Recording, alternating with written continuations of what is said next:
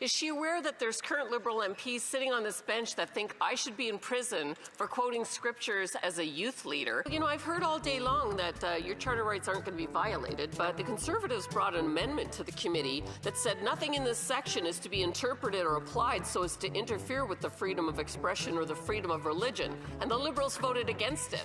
Why? First, 30 million people of faith in this country have expressed concern about the amendment that the Liberals are going to make with the Bloc to remove the religious exemption, and they know that the amendment that the Liberals have proposed does nothing to actually address people being able to freely read Scripture. So why does this government not care what 30 million people of faith in this country think? Is another example of this government's overreach and tyranny. Speaker, we can't control what happens abroad, but the Liberals do control the policies that they are imposing that make life more expensive for Canadians. Today we have the worst price inflation and the only shrinking economy in the G7. Policies like the fuel standard that adds 7 cents a litre, rising to 17 cents, will apply to those who bring us our food, while the industrial carbon tax raises the price on steel, aluminum, plastic and farm equipment. When will the Liberals accept responsibility for what they can control and remove their policies that make life more expensive for Canadians?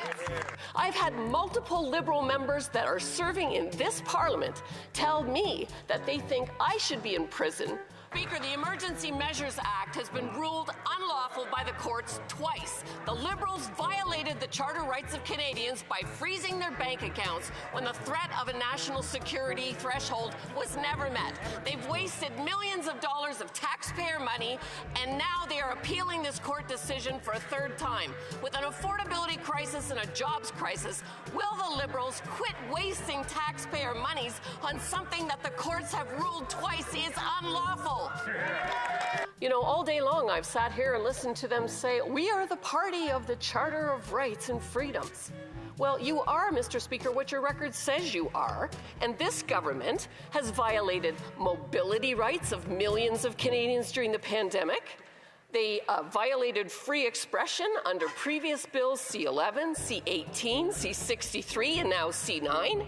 One of the things I'm hearing in my writing that people didn't like was that the government put the Canada Pension Plan in the budget as an asset of the government.